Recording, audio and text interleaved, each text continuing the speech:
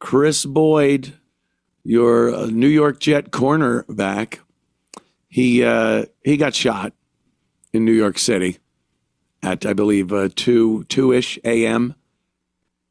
because he got in an altercation with some other gentleman on the streets around 38th and 7th.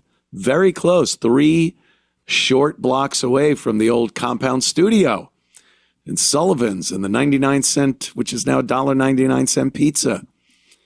Just 3 blocks north. And he was shot coming out of one of the clubs up there, got in an argument with somebody at 2 in the morning. You know, I was discussing this a little last night on the show. You don't have contact with anyone that you aren't out with that night at 2 in the morning. There's no reason. You're not making any new friends. No good could come of it. Only bad could come of it. So ignore them or go home or whatever you want to do and not end up in the hospital with a bullet in your belly. But, you know, this guy, what's his name? Kris Boyd was out, probably, you know, having a couple of beverages and gets in an argument with some people. And this is what happens. This is what happens when you have a society that allows certain people in there to do as they please without any consequence. It makes it very dangerous for the citizens. And he got shot. We actually have video of the shooting now. I didn't have this last night, but it's radio, so it doesn't really matter. Okay, let's roll this and see exactly what we expected to see. Oops.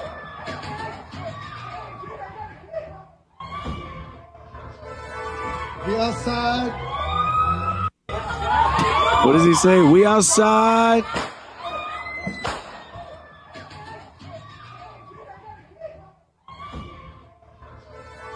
We outside.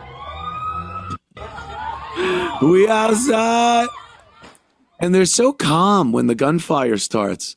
He's still just got his phone. We outside. Yeah, look, gunfire. How about take cover or run or something? But I don't know which one was Kris Boyd. There was a guy that kind of grabbed his stomach. I'm assuming maybe that was him. But yeah, this is, you know, New York. It's not going to get better. It's certainly not going to get better with Zoran Mamdani in there. I guess an NYPD officer was shot last night. And, you know, Zoran Mamdani put out the obligatory, we're praying for the officer. What, in your savage Muslim prayers? Allahu Akbar, Allahu Akbar. Yeah, no one believes you. You hate the police. You're probably celebrating. And, yeah, I guess that cop's in the hospital. Yeah, this is what happens. This is what happens in a city that just has lost all semblance.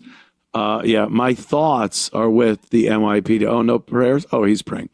Who was shot this morning in Brownsville. And I am praying for his recovery. I'm grateful to law enforcement for their quick response, and I will continue to monitor the situation as it develops.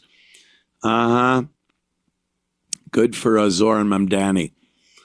Ooh, pull out his rug, pray for the guy while kneeling on his rug with his filthy bare feet. What a savage religion. Just savage. You know, occasionally I'll go to church. You dress nice. You wear shoes and socks. You sit down, you kneel on a little pad. And, you know, it's just this dirty carpet and filth-ridden sandals. Ugh. Just so gross. Yeah. Thank you. Hold the prayers. Hold the prayers. We don't need them. So, yeah, I hope the cop is doing well. There has to be real consequence in New York City, especially any big blue city. There has to be consequence to things like having a gun if you're a convicted felon.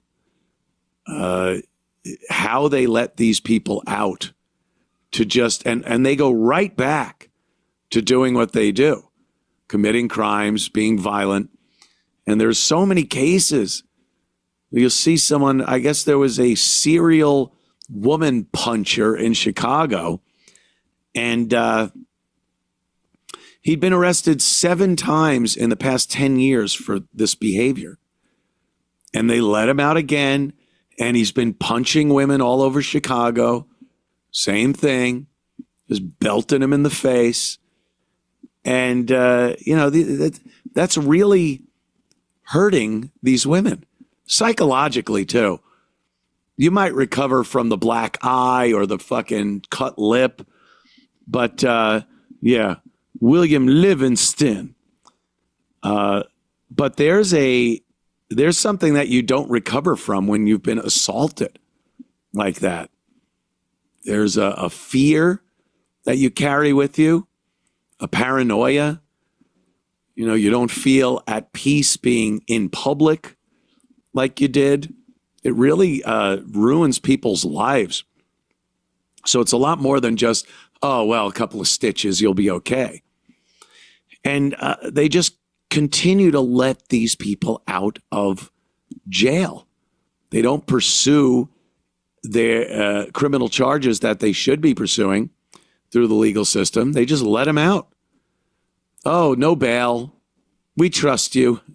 We trust serial woman puncher guy to adhere to all the rules and laws and come back for his court appearance. Serial woman puncher guy is going to make sure he's appropriately dressed. He gets there early with his attorney and faces the consequences, right? Yeah. Most of these guys commit another serious crime before their paperwork even has a trial date for the last charge on it. And that is the policy that Zoran Mamdani is going to bring to New York City.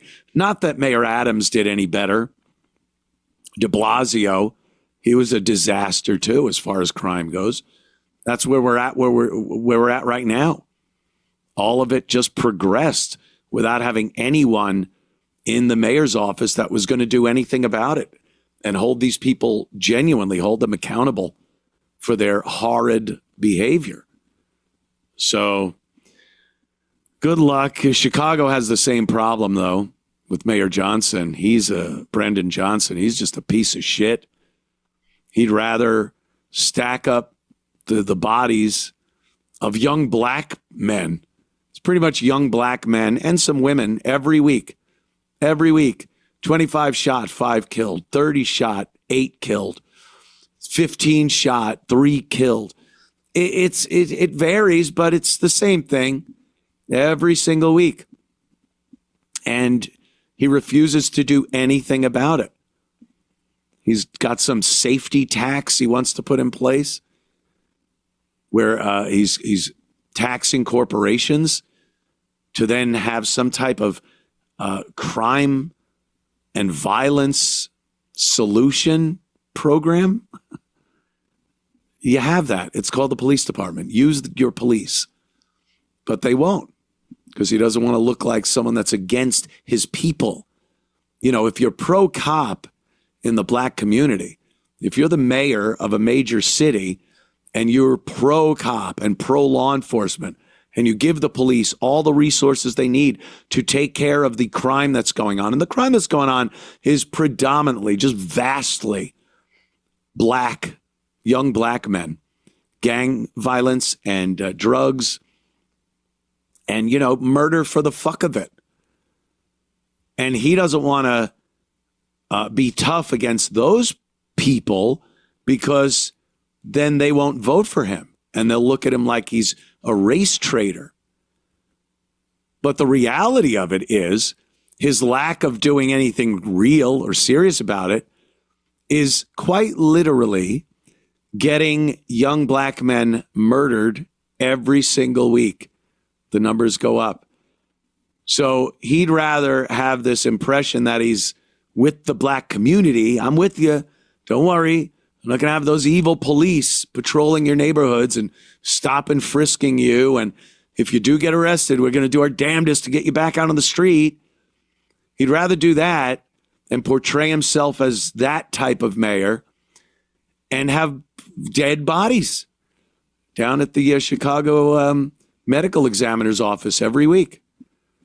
To him, that's a fine trade-off. That's perfect. Just perfect. So he's going to try to raise $500 million for more ridiculous, ineffectual programs that are supposed to somehow curtail the violent crime within the black community. It ain't. One of them is, we're going to use a lot of the money to get young people jobs. It's not the jobs. They don't want jobs. They want to sling dope. They want to shoot people. That's what they do. And the idea of getting a job is a sucker's fucking life. The culture has to change. The mindset has to change before you could tell people to get a job, even offering them a job. I don't know what it would be either. I'm sure it's some busy work, federally or state funded by corporate taxes. And then they just go, here, stand in this corner and kick this pebble back and forth for a couple hours. We'll give you $500. I'm sure that's the caliber of job. Government jobs have never been good for the economy, or, they're not private sector jobs. It's robbing Peter to pay Paul, as they say. So, I don't know what that program's going to do. He also has the Community Violence Interrupters, CVIs. And this gimmick is hilarious. It's another more millions upon millions of dollars. And he goes to gang members and pays them. And anytime a beef is going to pop off, these people, because they got their ear to the street, intervene and interrupt the violence.